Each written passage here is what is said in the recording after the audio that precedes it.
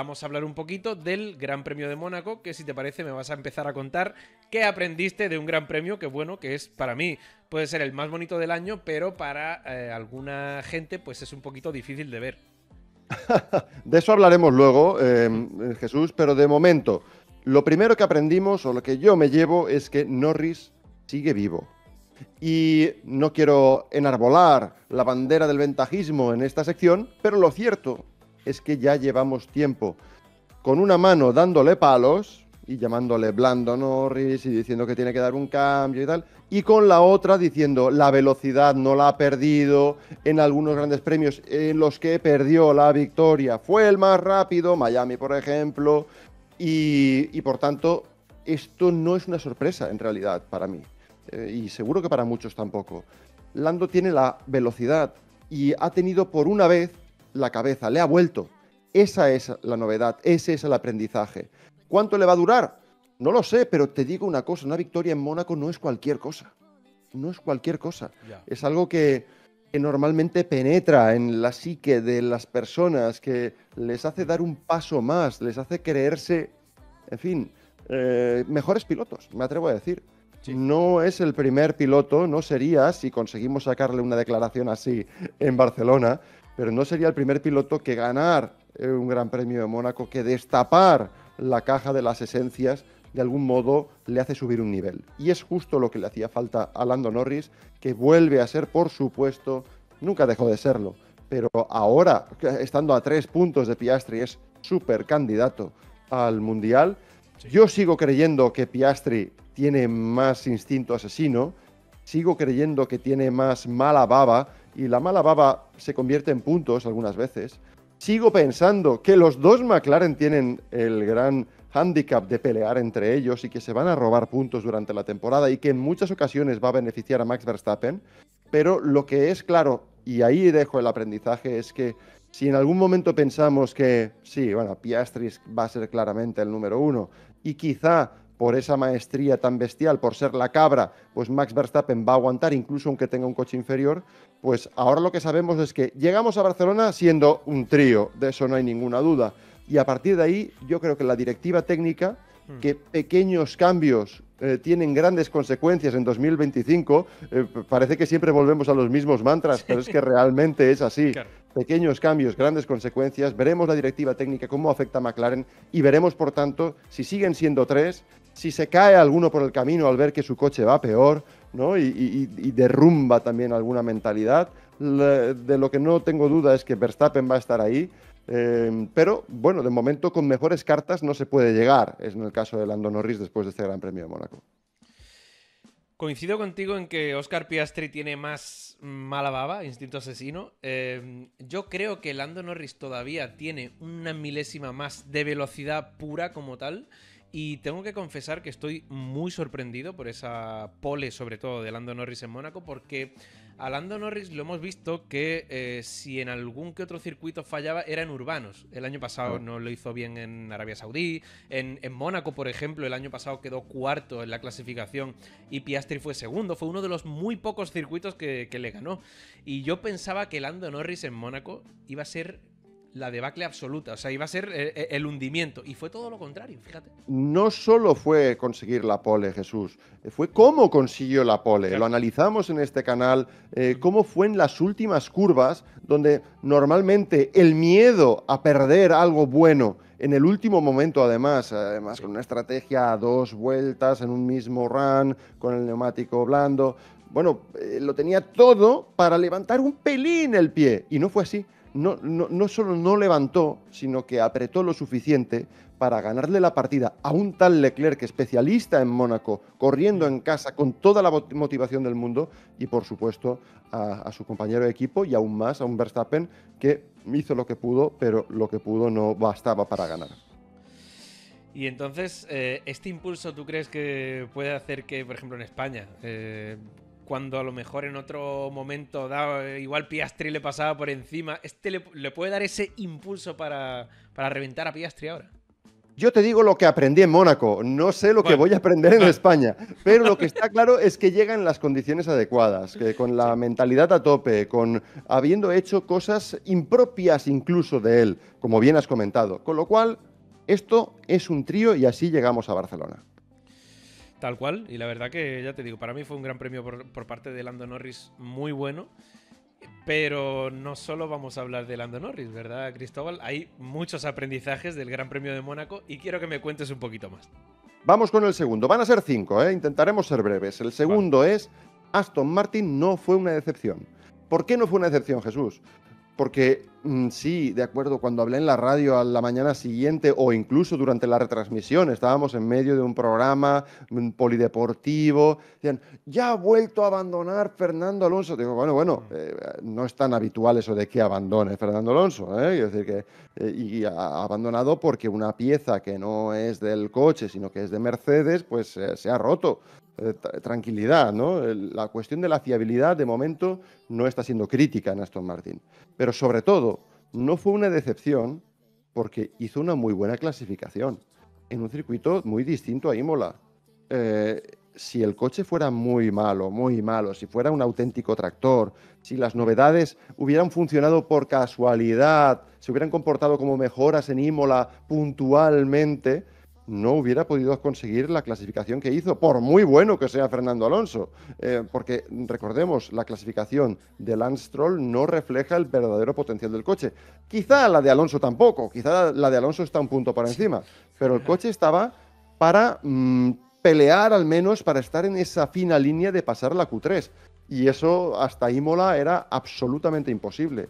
Con lo cual, los decepcionados, los pesimistas, los negativos, los catastrofistas, que se hagan a un lado, porque Aston Martin, insisto, no fue una decepción en Mónaco.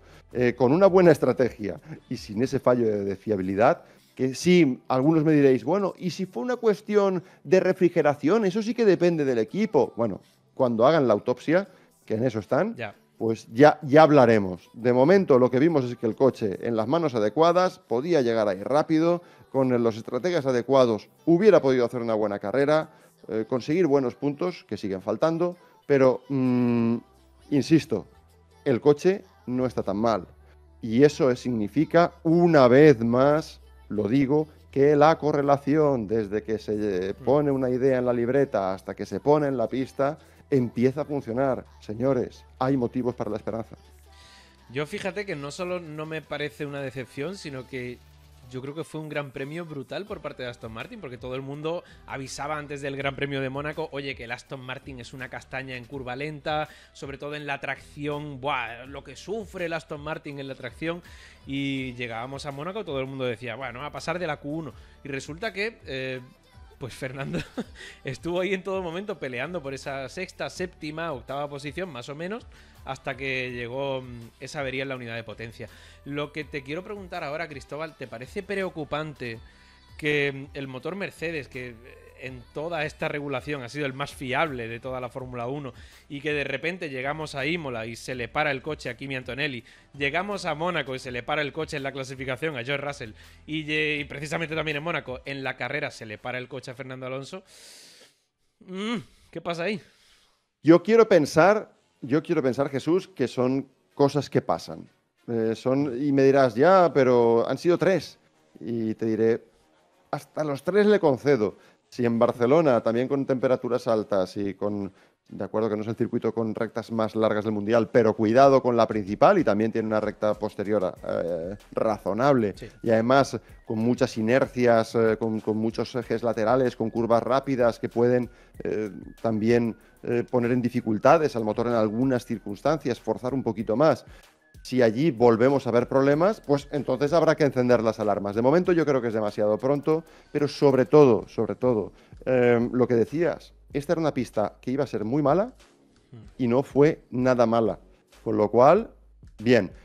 También habrá quien dirá, y eso sí que lo banco, cuidado que los Williams no estuvieron donde les tocaba por ritmo. Si hubiéramos visto la velocidad de cada coche, los Williams tenían que haber estado delante del Aston Martin. Y digo sí, ahí ya está la mala ejecución del equipo Williams de no poner a los pilotos y los pilotos tampoco ser capaces. Primero Carlos en la Q2 no fue capaz de poner en ventana de temperatura el neumático blando nuevo y después de hacerlo muy bien con el medio y no fue capaz de hacerlo con el blando. Y luego en la Q2, que sí fue capaz de hacerlo Alex Albon, en la Q3 comete el mismo error Claro. y el coche no va. Evidentemente eso no depende solo del piloto, ¿eh? Quiero decir, aquí hay una cuestión de procedimientos, hay una cuestión de protocolos que falló, no consiguieron llevar el coche donde tocaba, pero el ritmo lo tenía y tendría que haber estado delante del Aston Martin. Vale, te lo compro. Que hubo una sanción a Hamilton y por eso salió a Fernando VI. También te lo compro. Estaba en Q3 Sí. y eso es mucho. No, a ver, si nos ponemos así ya también los Mercedes, que la avería, que si el accidente de Kimi, el Red Bull de Tsunoda. No es sí, bueno, igual, claro. no es igual, no es igual. Que vimos que los Mercedes sufrían antes incluso de Sí. de la quali. Cuidado, no está tan mal. No. Yo coincido contigo totalmente. Pero bueno, ya hemos contado alguna que otra cosita de Lando Norris, de Aston Martin. Pero el Gran Premio de Mónaco dio para mucho. Quiero que me cuentes. Quiero entrar en el de ahora. A ver, tercera conclusión de 5. Mónaco es lo que es y yo al menos lo quiero. Yo al menos lo quiero. Y me Sí. diréis, ya, me eché la siesta en la carrera, muy mal, no se adelanta, ni con rollos de Pirelli, ni con rollos de no Pirelli. Bueno, lo de Pirelli lo dejamos para luego, pero de momento lo que hay que recordar es que es la pista donde se pasa más cerca de los muros, donde en las clasificaciones vemos a los pilotos darlo absolutamente todo, donde vemos a los pilotos ponerse nerviosos, también en carrera hasta el punto de que Russell se saltó la chicana adrede, confesó por radio que lo había hecho adrede, que tomaría la sanción, que todos esos desastres discursivos que jamás hubieran cometido, y más el propio Russell, ¿no? En otras pistas. Sí, lo de abrir hueco es terrible. Oye, eso no es el primer año que pasa. Eso ni la primera categoría en la que pasa. En Fórmula 2 yo he visto abrir hueco a pilotos para que en la carrera larga, en la que se para en boxes, pues se permita a un compañero hacer una mejor estrategia. Lo de Racing Bulls estuvo genial desde el punto de vista estratégico, muy mal desde el punto de vista del espíritu de la norma o del espíritu de las carreras, pero no es la primera vez que se hace en la historia. Con lo cual, no nos rasguemos tampoco las vestiduras. Quedémonos, sepamos disfrutar de lo bueno que tiene. Ya no hablo del glamour, de los VIPs, que todo eso me puede dar exactamente igual. La historia no me da igual. La magia de poder correr en un circuito que hace 80 años era como es ahora prácticamente, eso es un placer al que no me gustaría tener que renunciar y espero que la gente esté conmigo en ese sentido y que no seamos cortoplacistas y que no olvidemos de dónde viene este deporte y por qué es verdaderamente grande. Y ahí en Mónaco se han escrito historias para toda la vida, historias eternas, que pisar ese sitio sigue siendo tierra sagrada para la competición del motor y además, porque si viéramos que todo el fin de semana es absurdo, pues vale, pero es que el sábado es quizá el mejor sábado de todo el Mundial. Con lo cual, calma y sosiego, no nos precipitemos, no pidamos que ganemos 200 metros al mar para hacer una frenada mejor y sepamos apreciar lo que tenemos, porque cuando lo perdamos, entonces es cuando diremos, uy, ¿te acuerdas cómo era? Sí, ya sé que los domingos son duros, pero hay que saber a veces tomar las cosas tal y como son. No todos los fines de semana tienen por qué ser iguales y yo creo que deportivamente, desde el punto de vista del mérito de competición, sigue estando ahí. Yo voy a ir un paso más allá, Cristóbal. Yo creo que una persona que no le gusta, incluso el domingo de Mónaco, es que no le gusta el automovilismo como tal. Porque No entiende lo que es, ¿no? No entiende lo que es. O sea, yo, por ejemplo, que tú sabes que a mí me gustan mucho los rallies, ¿no? En los rallies no se adelanta. O sea, es simplemente ir a ver un coche que va muy rápido y que dices, ¡buah! Mira qué locura, cómo va este tío, tal, no sé qué. Y ves un coche que va muy rápido durante un tramo. En Mónaco, la belleza de Mónaco es ver un monoplaza de Fórmula 1 rozando muros. O sea, a mí no me hace falta nada más, no me hace falta ver 700 adelantamientos. Yo te voy a confesar, o sea, para mí una carrera de Fórmula E en Mónaco no tiene ni la mitad de gracia, aunque tenga 500 adelantamientos. Sí, claro, pero es que el líder no quiere liderar porque, bueno, porque va a gastar más, porque tal, porque no, y se deja adelantar. Eso es un adelantamiento, pero para mí no me parece bonito. Ahora, ver un monoplaza de Fórmula 1 a 200 y pico ahí rozando un muro, yo no pido más. O sea, yo sinceramente no pido ningún cambio para Mónaco. Yo no sé si tú tienes en mente algún, aunque sea mínimo cambio para mejorar el espectáculo o lo que sea. Yo no pido más. Bueno, para mí el cambio no sería mínimo, Jesús, la verdad. Sería un cambio grande y no sería en el circuito, sería en los coches. Y consistiría Ese sí te lo compro. consistiría básicamente en hacer los sábados con los coches de Fórmula 1. Por supuesto que sí. Eso de ver a un tipo con 1000 caballos debajo del pie derecho, llevar un eje trasero que está derrapando a escasos centímetros o incluso arrancar la publicidad, pero no romper el eje trasero contra una barrera, eso es pura magia. Y hay que saber apreciarlo. Y si no sabes, aprende. Pero el domingo, lo que me gustaría es que, bueno, se bajaran de los Fórmula 1, se subieran a Fórmula 3 y a correr. Los 20 o 22 el año que viene mejores pilotos del mundo, con coches que sí pueden adelantarse en un circuito como Mónaco. Quiero recordar la chicane, y esto es una cosa de muy viejo, pero la chicane del puerto, la antigua, la que se pasaba a toda mecha, la pasaban más rápido los Fórmula 3 que los Fórmula 1 en los años 80.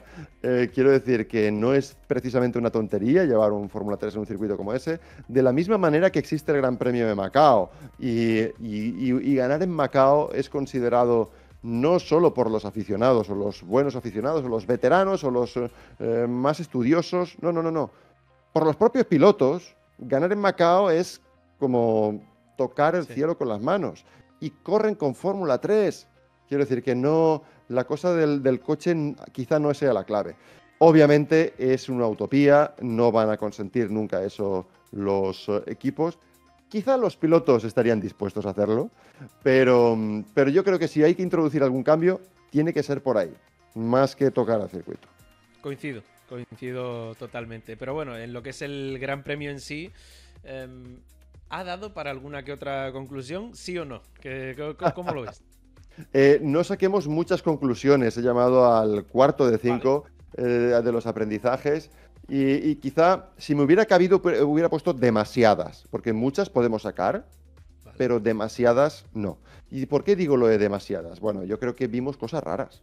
Vimos cosas como que los Mercedes estuvieran absolutamente desdibujados. Estoy convencido de que el neumático C6 influyó en ello, pero que hubo algo más. Y puede ser algo específico de la pista. Es tan diferente a las demás que puede suceder que un coche responda ahí y es que en el resto de circuitos del campeonato no funcione. Por tanto, en ese sentido yo creo que debemos ser prudentes, de la misma manera que sigo pensando que Williams es el quinto mejor coche de la parrilla, en ocasiones será cuarto, en otras como en Mónaco, al menos en clasificación, por no saber utilizar el neumático en temperatura te puedes ir muy atrás, pero no creo que eso marque la evolución de un coche o la historia de la temporada, creo que no está marcada por esto que sucede en Mónaco.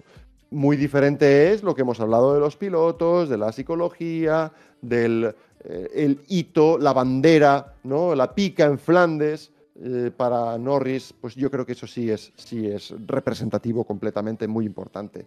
Pero calma, no pensemos que Max Verstappen no está. En Mónaco no estuvo, digámoslo claro, no estuvo ni en clasificación ni en carrera. En entrenamientos decíamos, no, se está escondiendo. Oh, no se está escondiendo, es que no tenía coche. De la misma manera que Ferrari de repente no vuelve a estar en la tríada ganadora, no vuelve a estar con posibilidades de... Si ganase Hamilton o Leclerc en España, sería la mayor sorpresa quizá de los últimos años en Fórmula 1. Creo que no están... Creo que incluso su decisión de aplazar las novedades en el coche nos habla también de la la filosofía que quizá ha adoptado Ferrari de, oye, vísteme despacio que tengo prisa, no peleamos por el Mundial, lo que tenemos que hacer es no descarrilar, ¿no? No hacer lo que hizo Aston Martin en 2023, de que el ansia de traer novedades provocó perder el hilo de la evolución y definitivamente generar una debacle en el equipo que ha durado año y medio, o prácticamente 2. Eso es lo que quieren evitar en Ferrari y por tanto yo creo que de una forma tácita están admitiendo que no están ahí, aunque sí lo estuvieron en Mónaco. Con lo cual, si alguien quiere hacer apuestas o simplemente vaticinios de qué va a suceder en el Gran Premio de España, que no coja la clasificación del Gran Premio de Mónaco. Estoy totalmente de acuerdo. De hecho, pues yo creo que casi todo el mundo pensaba que Leclerc se autodescartó antes del Gran Premio de Mónaco. Dijo, no, si el Ferrari va fatal en curva lenta. Y él pensaba que iba a quedar fatal. Y coincido contigo que lo que has dicho de Max Verstappen, que todo el mundo pensaba que, se está escondiendo en los libres y tal. Yo pensaba, de verdad, para mí Max era el favorito a la pole. Totalmente. Y se quedó a 7 décimas. O sea, ninguna conclusión que sacar aquí. Ganó en Imola y se quedó a 7 décimas de la pole en Mónaco con un circuito de 1.10 o 1.9 para Norris. Exactamente. Por eso, para mí tiene interés lo que hablábamos de Aston Martin, ¿no? Oye, en un circuito que no es representativo, estuvieron. Y en otro que sí lo es, también estuvieron, ¿no? Como puede ser Imola. Así que, bueno. Por cierto, comentario. Shinigami decía que si no te gusta Mónaco, no sabes de automovilismo, o si no sabes apreciarlo, aprende. Me parece bastante faltoso. No, en absoluto es lo que pretendemos. No lo he dicho con esa intención, ¿eh? Por supuesto, a todo el mundo le puede gustar unas cosas, sí, las contrarias, o simplemente apagar la tele. Pero lo que quiero decir con ello es que si te pones en la piel del piloto, si conoces a muchos pilotos y sabes qué es lo que buscan, cómo actúan, cómo es el arte de la conducción, es imposible que no te guste Mónaco si observas cuál es el trabajo de los profesionales. Es lo único que digo. Desde luego no pretendo faltarle el respeto a nadie y los gustos, para gustos los colores, y todo el mundo es libre de decidir si le gusta o no le gusta algo. Faltaría más.